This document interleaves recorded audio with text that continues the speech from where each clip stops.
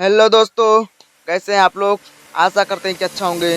दोस्तों, मैं आप सभी के फ्रेंड्स विनीत मतलबी और आप सभी लोग देख रहे हैं अपना चैनल विनीत मतलबी 2.0। तो दोस्तों, आप सभी को बता दें कि इस वीडियो को फुल वॉच करिएगा। दोस्तों, अभी आगे ब्लॉग में आप सभी को दिख जाएगा, हम किसी से आप सभी को मिलाने वाले हैं दोस्तों, जो कि हमारे भोजपुरी के कॉमेडियन सिंगर बिजली भाई हैं, बिजली चौहान, जो कि आप सभी लोग जानते होंगे।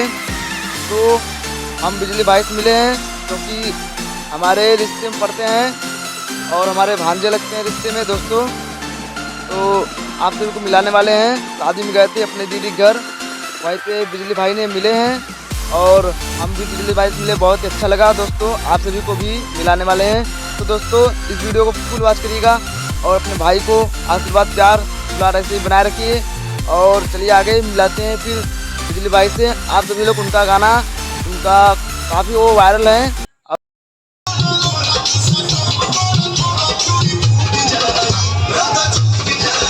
और दोस्तों, उनका आप लोग देख सकते हैं बिजली चौहान, जो कि आप बिजली चौहान डालेंगे तो आ जाएगा दोस्तों, काफ़ी वायरल है। आप सभी लोग देख सकते हैं, मिलियन मिलियन लेकर जाते हैं दोस्तों।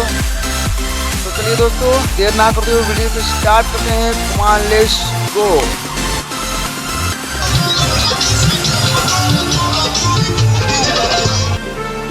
देखिए दोस्तों, टेंट लगा हुआ है, शादी में आए हुए हैं जो।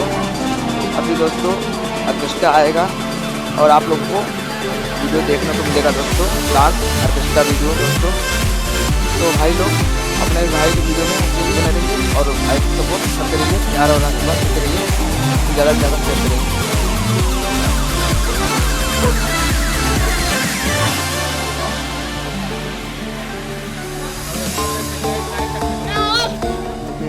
दोस्तों, पीछे जो दिख रहा है बैकग्राउंड में, वो स्टेज है जयमाल का दोस्तों। तो अपने भाई की वीडियो में ऐसे बने रहिए और शुरू से अंत तक देखिए दोस्तों, और फुल वॉच की वीडियो को अपने भाई को इतनी प्यार और आशीर्वाद देते रहिए। बस दोस्तों, आप लोग बने रहिए।